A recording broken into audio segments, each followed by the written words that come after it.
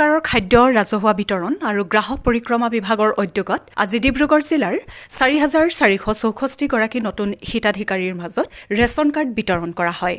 ডিব্ৰুগড়ৰ সাহিত্যৰথী লক্ষ্মীনাথ বেজবৰুৱা ভৱনত আয়োজিত এক অনুষ্ঠানত অসম চৰকাৰৰ মন্ত্ৰী তথা স্থানীয় বিধায়ক প্ৰশান্ত ফুকনে এই কাৰ্যসূচীৰ শুভাৰম্ভ কৰে।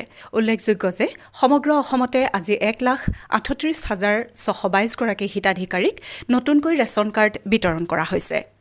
আজি আমাৰ সমগ্ৰ অসমত 1,38,622 গৰাকী হিতাধিকাৰীক আমাৰ ৰেচন কাৰ্ড দিয়াৰ ব্যৱস্থা অসমৰ মাননীয় মুখ্যমন্ত্ৰী ডক্টৰ হিমন্ত বিশ্ব শৰ্মা ডাঙৰীয়াৰ দ্বাৰা কৰা হৈছিল।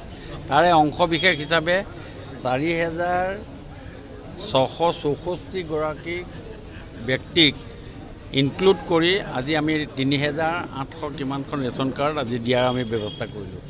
এই ব্যৱস্থাৰ ভিতৰত আমি আগন্তুক দিনত আমাৰ যি ৰেচন কাৰ্ডৰ ব্যৱস্থা আছে সেই ব্যৱস্থা আমি অহা এপ্ৰিল মে' মাহতো আমি দিয়াৰ ব্যৱস্থা কৰিম। কাৰণ MCC কাইলৈ পৰহিলৈ MCC লাগিব, মডেল কোড অফ কণ্ডাক্ট। তাৰ কাৰণে চিম্বলিক হিচাপে আজি আমি এটা অনুষ্ঠান কৰি যোগান বিভাগৰ লগত জিলাৰ উপায়ুক্তৰ নিৰ্দেশত আমি আজি ইয়াত টোকেন হিচাপে আমি দিয়াৰ ব্যৱস্থা কৰিলোঁ। আৰু মই ভাবোঁ যে এইখিনিৰ পৰা মানুহ যথেষ্ট উপকৃত হ'ব। চব আমি শ্বৰ্ট ফৰ্মত আমি কওঁ যে ৰেচন কাৰ্ড, আৰু আজিৰ ডেটত ৰেচন কাৰ্ডখনৰ প্ৰাসংগিকতা আপোনালোকে সকলোৱে ভালকৈ জানে যে যাৰ ৰেচন কাৰ্ডখন নাই তেওঁলোকৰ আধা চিটিজেনশ্বিপ নথকা নিচিনা।